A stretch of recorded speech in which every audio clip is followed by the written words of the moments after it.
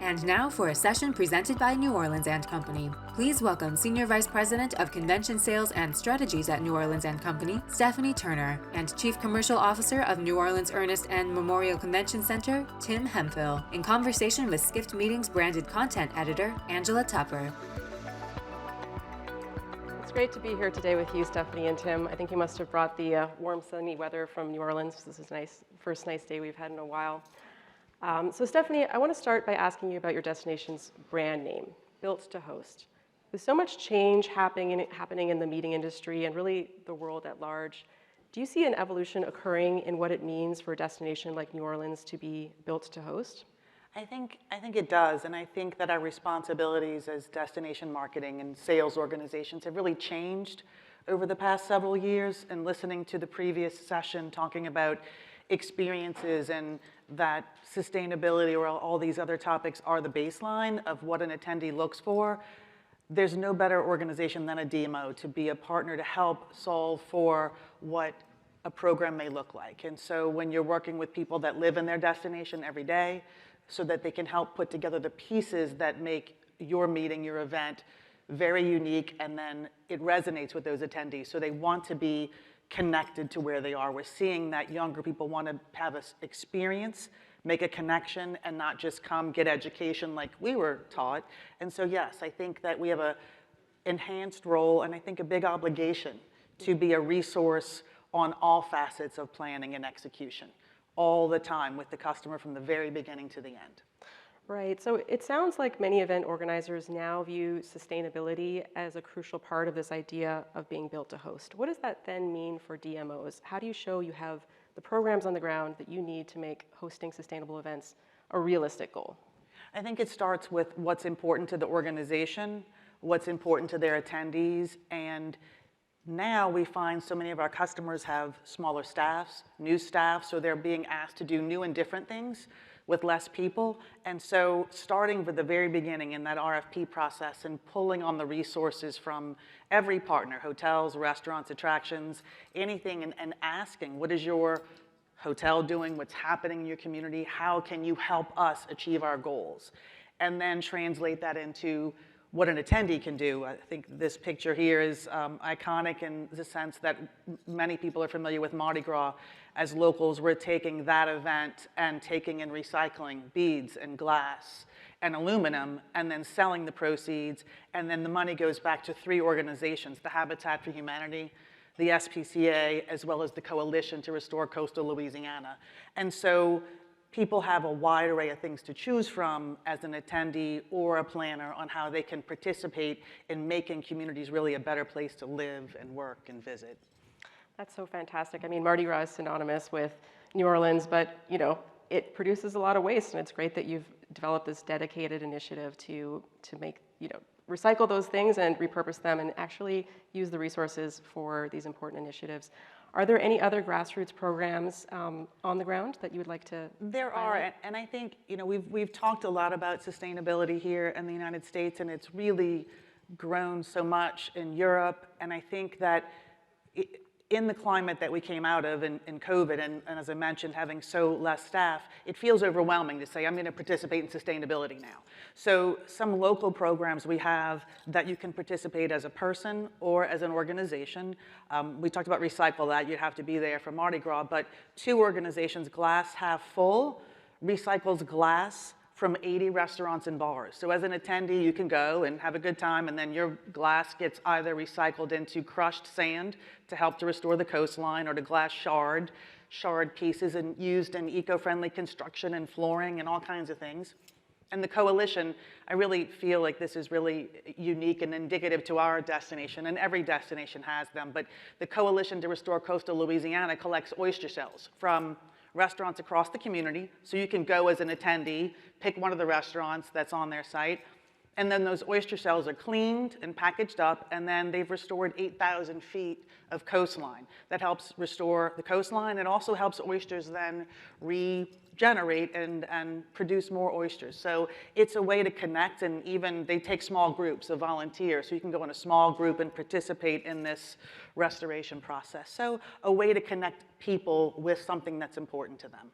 That's so fantastic. I mean, we automatically think, oh, bottles, let's recycle them into bottles, but you're recycling them into sand and using it to restore your coastline, and then oyster shells, all of these really innovative approaches to waste management, which is so important for our industry because we all know waste is a really big part of our impact.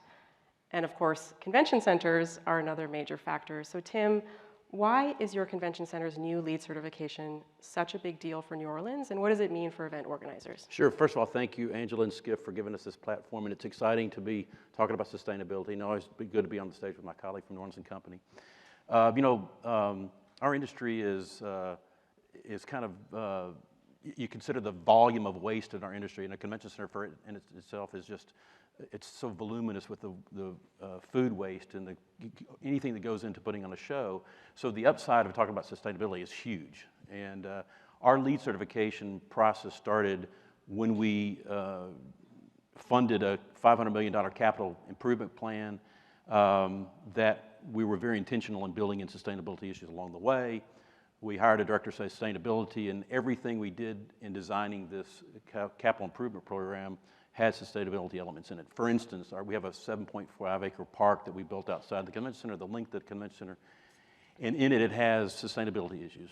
For instance, like a bioswale or rain gardens to capture the water instead of going into our stormwater system, our burdened stormwater system. So everything along the way added up to these things that put us on a path to become LEED certified. Now, LEED certification is hard in any circumstances, but it's really hard for a 40-year-old building. So the convention center is about 40 years old. And but we're under the new standards of LEEDs. And so we built points along the way that led us to LEED certification. We had no idea that we'd be LEED gold. Our objective was to get LEED silver. But at the end of the day, with everything we did in our capital improvement program led us to the opportunity to get LEED certified. We're very, very proud of that. We're the largest convention center to be certified gold under the new LEED standards. So it's a big, big deal and very important to our client base as well. Yeah, of course.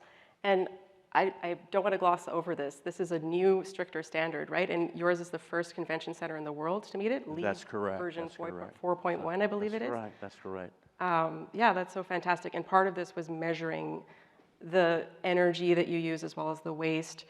Is there a way for event organizers to take advantage of these measurement tools on an individual event level? Sure. Practically all those metrics that we gathered during our planning process are now built into what a meeting planner or organizer can use to measure their impact.